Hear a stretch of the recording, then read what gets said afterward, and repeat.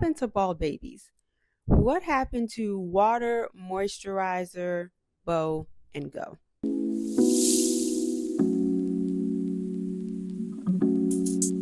Good morning. For those of you who don't know, my name is Maya Karen. I run a fashion blog called Classically Kept. It does feature luxury, contemporary, and how to style, and now natural hair care and hair care topics. So if you are into any of those things, please consider subscribing to my channel. Click the notification bell. That way you will never miss a video. So y'all know that I am late with everything.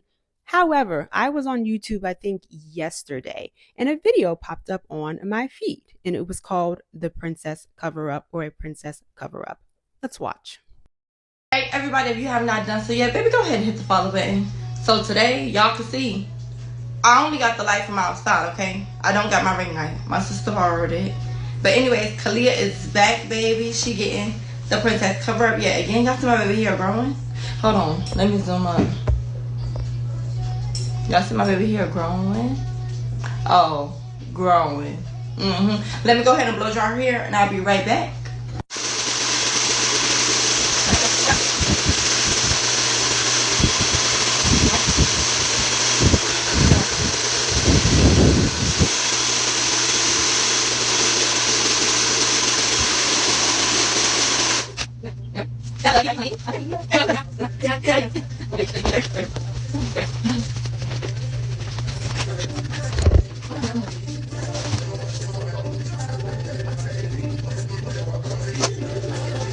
Okay, y'all, so the first braid is done. Nice, neat, clean parts, neat braids. Let me go ahead and do the back, and I'm gonna be right back, baby. Looks like I'm gonna have to end up putting my hair on my face.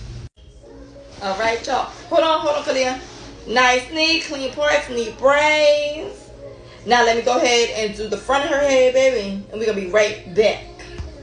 All right, y'all, this is the hair bow baby girl had picked before she went to sleep. Now she's sleeping, so I don't even know if I'm gonna be able to show y'all her hair because her mom already outside. Then I just do her little edges on the side.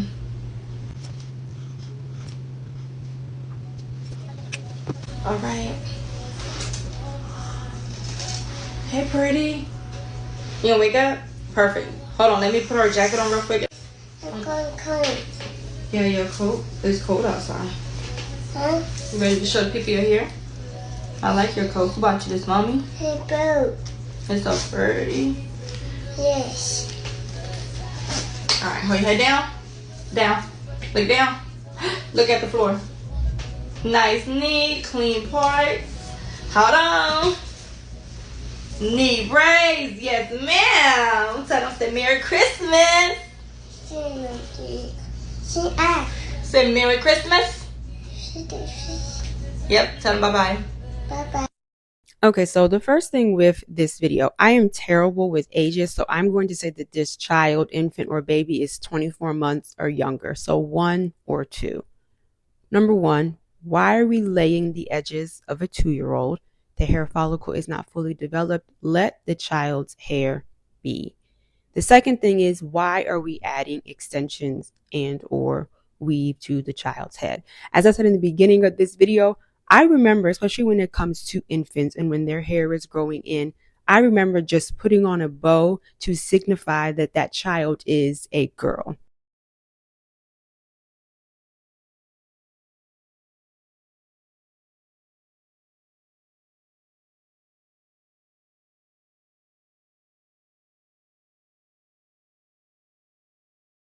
Okay, so this child appears to be a little bit older, but once again, you have the weave and you have the laying of the edges. Two things that I do want to point out.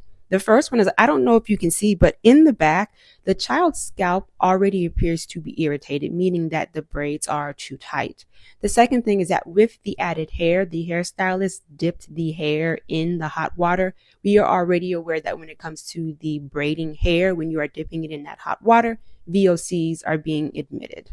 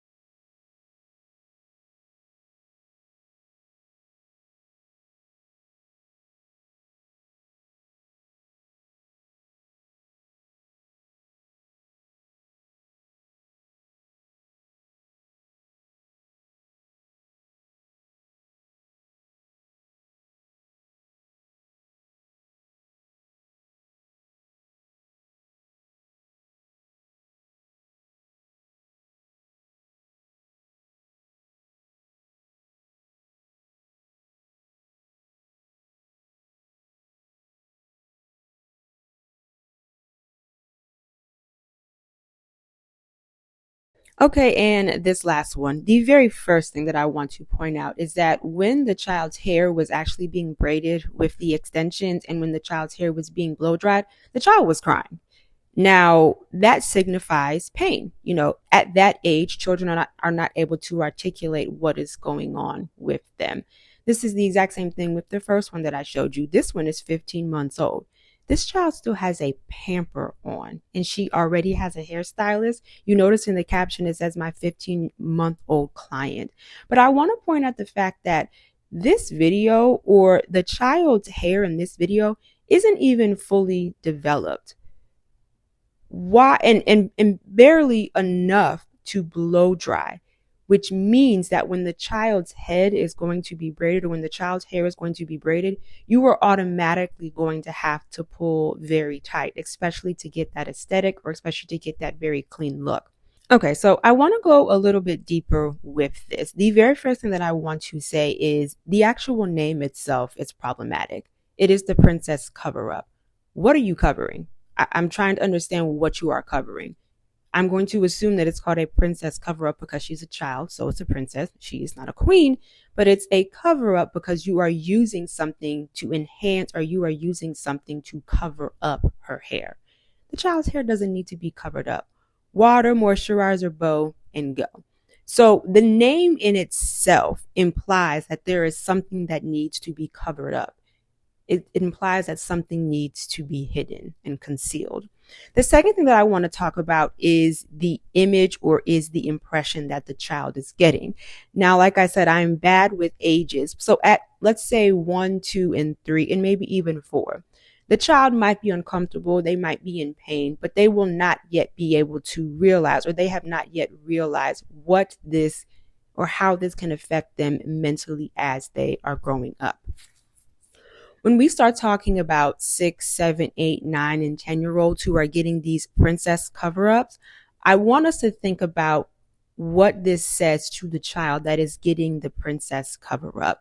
Once again, as we talk about on this channel all the time, it is giving the impression that the child's hair is not beautiful, it's not fine, it's not desired just the way that it is. A 10-year-old, a 6-year-old, and a 1-year-old do not need weave. The next point, follicle development. At 1, 4, 6, maybe even 10 years old, a child's hair follicle is not fully developed.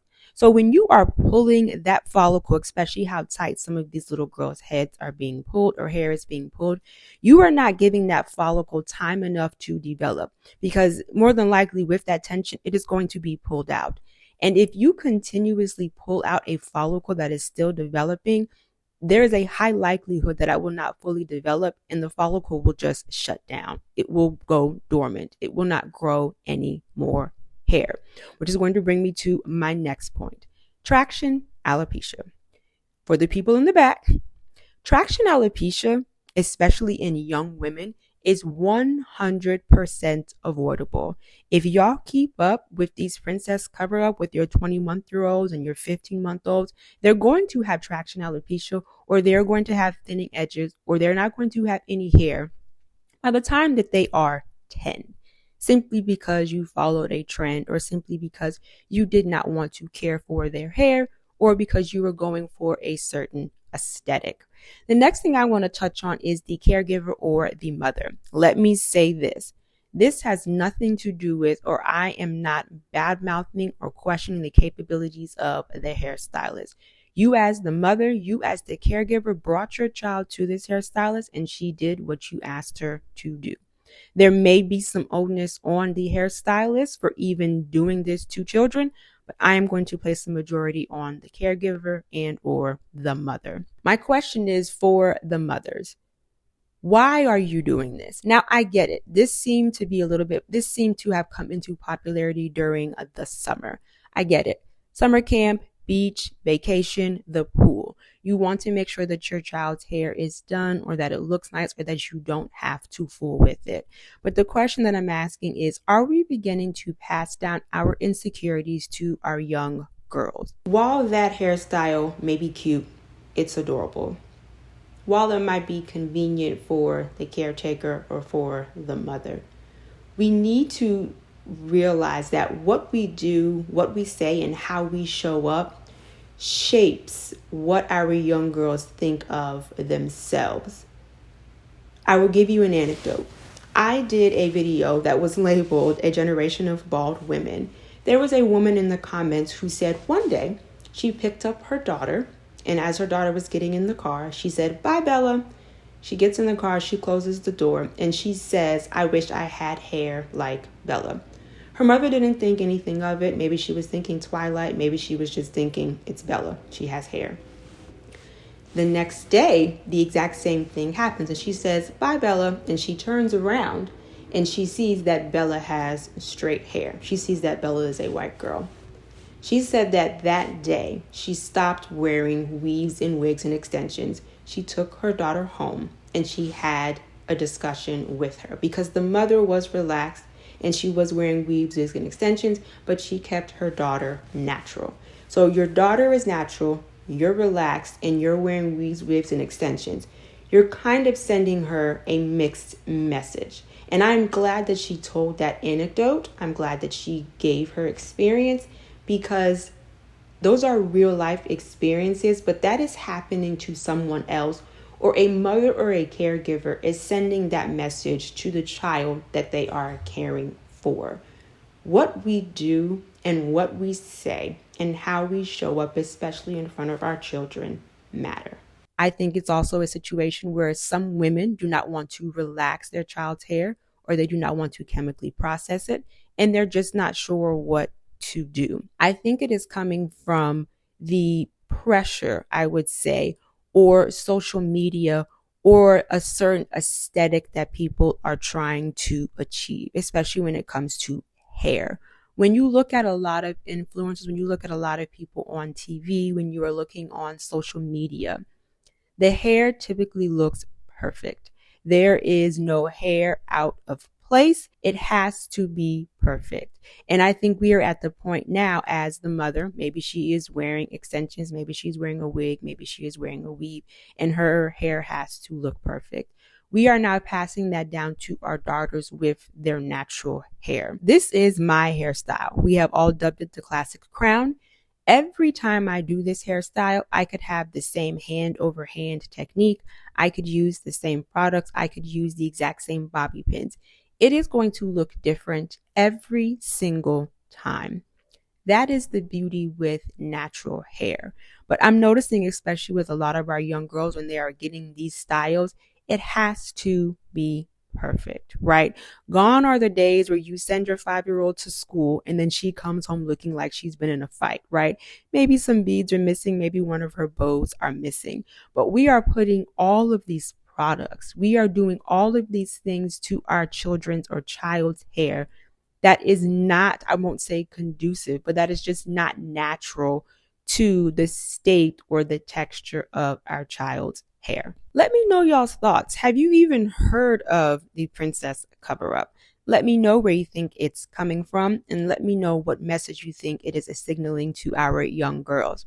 Just want to remind you, here on YouTube, I do upload videos every Wednesday and Sunday, and of course right here or right here, I will put my Instagram handle. Thank you so much for hanging out with me, guys. Bye. We always have it coming.